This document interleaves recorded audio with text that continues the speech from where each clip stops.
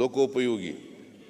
ನಮ್ಮ ಸರ್ಕಾರವು ಮೇ 2018ರ ಅಂತ್ಯಗೊಂಡ ಅವಧಿಯಲ್ಲಿ ಅಪೆಂಡಿಕ್ಸ್ ಇ ಕಾಮಗಾರಿಗಳಲ್ಲಿ 8,684 ಕೋಟಿ ರು ಮೊತ್ತದ ಕಾರ್ಯಭಾರ ಹಾಗೂ 1,381 ಕೋಟಿ ರು ಮೊತ್ತದ ಬಿಲ್ಲುಗಳು ಪಾವತಿಗೆ ಬಾಕಿ ಉಳಿಸಲಾಗಿತ್ತು. ಆದರೆ ನಿಕಟಪೂರ್ವ ಸರ್ಕಾರದ ಅವಧಿಯಲ್ಲಿ 13,418 ಕೋಟಿ ರು ಮೊತ್ತದ ಕಾರ್ಯಭಾರ ಹಾಗೂ 4,437 ಕೋಟಿ ರು ಮೊತ್ತದ ಬಿಲ್ಲುಗಳು ಪಾವತಿಗೆ ಬಾಕಿ ಉಳಿಸಲಾಗಿದೆ.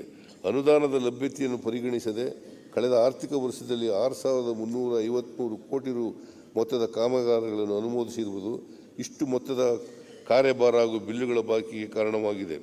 ಕಲ್ಯಾಣ ಕರ್ನಾಟಕದ ಸರ್ವತೋಮುಖ ಪ್ರಗತಿಗೆ ಪೂರಕವಾಗುವ ನಿಟ್ಟಿನಲ್ಲಿ ರಾಯಚೂರು ಬಳಿಯ ಕಲ್ಮಲ ಜಂಕ್ಷನ್ನಿಂದ ಸಿನ್ನೂರು ಬಳಿಯ ಬಳ್ಳಾರಿ ಲಿಂಗಸೂರು ರಸ್ತೆ ವೃತ್ತದವರೆಗೆ ಒಟ್ಟು 78 ಕಿಲೋಮೀಟರ್ ಉದ್ದದ ರಸ್ತೆಯನ್ನು 1,696 ಕೋಟಿ ರುಗಳ ಮೊತ್ತದಲ್ಲಿ ಹೈಬ್ರಿಡ್ ಆನ್ಯುಟಿ ಮಾದರಿಯಲ್ಲಿ ಕರ್ನಾಟಕ ರಸ್ತೆ ಅಭಿವೃದ್ಧಿ ನಿಗಮ ನಿಯಮಿತದ ವತಿಯಿಂದ ಅಭಿವೃದ್ಧಿಪಡಿಸಲಾಗುವುದು.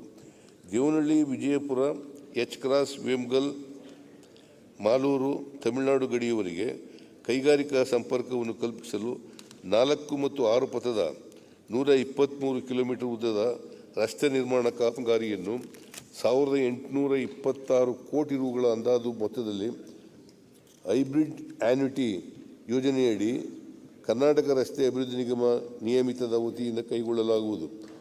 23-24ರ ಸಾಲಿನಲ್ಲಿ ಸಾರ್ವಜನಿಕರ ಸಂಚಾರ ಮತ್ತು ವಾಣಿಜ್ಯ ಚಟುವಟಿಕೆಗಳ ಉತ್ತೇಜನಕ್ಕೆ ಈಗಾಗಲೇ ಕೈಗೆತ್ತಿಕೊಂಡಿರುವ ರಸ್ತೆ ಕಾಮಗಾರಿಗಳಲ್ಲಿ ಒಟ್ಟು 2,000 ಕಿಲೋಮೀಟರ್ ಉದ್ದದ ರಾಜ್ಯ ಹೆದ್ದಾರಿಗಳನ್ನು ಮತ್ತು ರಾಜ್ಯದಲ್ಲಿನ ಅಂತರ್ಜಿಲ್ಲಾ ಸಂಪರ್ಕಕ್ಕಾಗಿ ಒಟ್ಟಾರೆಯಾಗಿ 2,400 ಕಿಲೋಮೀಟರ್ ಉದ್ದದ ಜಿಲ್ಲಾ ರಸ್ತೆಗಳನ್ನು 1,083 ಕೋಟಿ ಮೊತ್ತದಲ್ಲಿ ಅಭಿವೃದ್ಧಿಪಡಿಸಲಾಗುವುದು.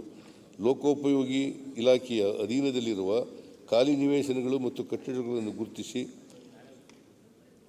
ಅಸೆಟ್ ಮಾನಿಟೈಸೇಷನ್ ಮೂಲಕ ರಾಜ್ಯ ಸರ್ಕಾರದ ಬೊಕ್ಕಸಕ್ಕೆ ಆದಾಯ ಸೃಜಿಸಲು ಕ್ರಮ ಜರುಗಿಸಲಾಗುವುದು.